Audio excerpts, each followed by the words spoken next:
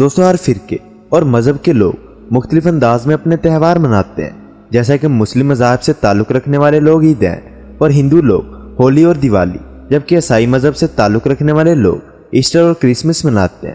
لیکن جب سے برصغیر میں علیحدگی ہوئی ہے اور پاکستان اور بھارت ایک دوسرے سے علیحدہ ہوئے ہیں، تو جہاں مختلف قومیں ایک دوسرے سے علیحدہ ہوئی اور بالکل اسی طرح مسلمان بھی ایک دوسرے سے علیحدہ ہو گئے اور آج یہ بے شمار فرقوں میں تقسیم ہو گئے، جن میں سے مشہور ترین فرقے اہل توشیع، دیوبندی اور بریلوی ہیں۔ اور آج کی اس ویڈیو میں ہم اہل توشیع سے تعلق رکھنے والے لوگوں کے بارے میں بات کریں گے اور ساتھ ساتھ آپ کو شام غریبہ کے بارے میں بتائیں گے کہ شیعہ حضرات 10 محرم کی شام کو امام بارگاہ کی تمام لائٹیں بند کر کے کون سا شرمناک کام سر انجام دیتے ہیں، اور اس شرمناک کام کے نتیجے میں پیدا ہونے والے بچے کو کیا واقعی شیعہ ذاکر بنا دیا جاتا ہے۔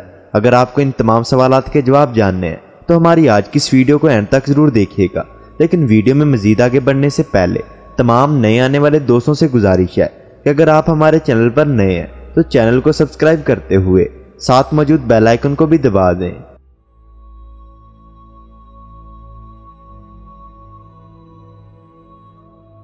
دوستوں، شیعہ مذہب سے متعلق طرح طرح کے سوالات اکثر لوگوں کے ذہنوں میں گردش کرتے رہتے ہیں، اور خاص طور پر محرم الحرام کے مہینے کو سامنے رکھتے ہوئے اکثر لوگ شیعہ لوگوں کے بارے میں اہل علم حضرات سے یہ سوال کرتے ہیں کہ ہم نے سنا ہے 10 محرم کی شام کو تمام شیعہ مرد اور عورتیں امام بارگاہ میں جمع ہو جاتے ہیں اور وہاں تمام لائٹیں بند کر کے شرمناک کام سر انجام دیتے ہیں، جبکہ کچھ لوگ یہ سوال کرتے ہیں کہ کیا واقعی شیعہ حضرات سنی بچوں کو اغوا کرتے ہیں اور ان کا خون اپنی نیازوں میں ڈال کر تقسیم کرتے ہیں؟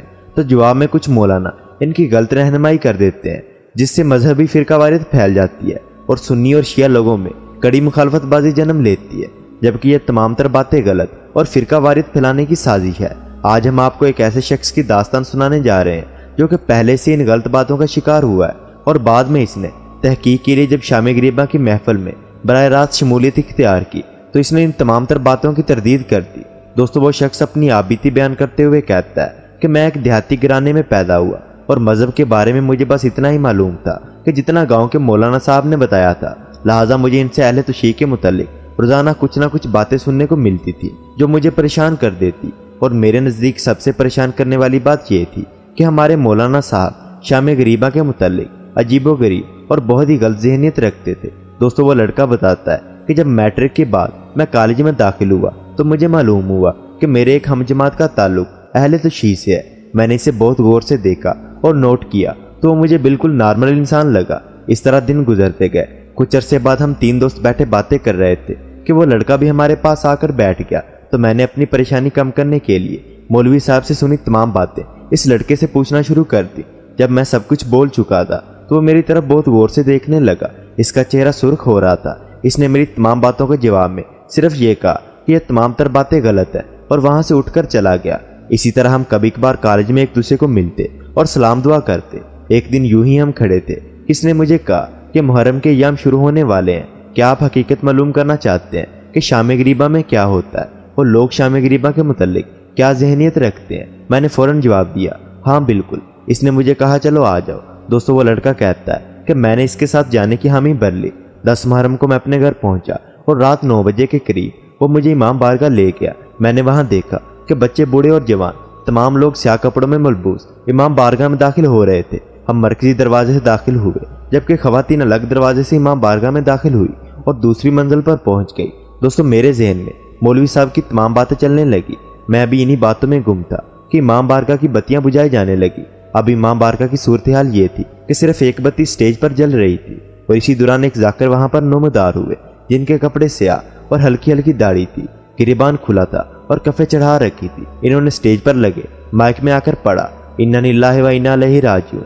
یہ پڑھنا ہی تھا کہ حال میں کہرام مچ گیا اور ہر طرف سے رونے کی آوازیں آنے لگی۔ میں حیرت میں مبتلا یہ سب دیکھ رہا تھا کہ ابھی ذاکر نے تو کچھ کہا ہی نہیں، تو یہ لوگ کیوں رو رہے ہیں؟ اب ذاکر نے بولنا شروع کیا، اے لوگو، تمہارے نبی کا نواسہ شہید کر دیا گیا ہے اور نبی زادیاں دشمنوں کے قبضے میں ہیں جن کو قید کیا جا چکا ہے۔ اپنی آپ بیتی بتانے والا وہ لڑکا کہتا ہے کہ ذاکر کا ہر جملہ میرے دل میں خنجر کی طرح پیوست ہو رہا تھا اور ہر طرف سے رونے کی آوازیں میری حالت خراب کر رہی تھی۔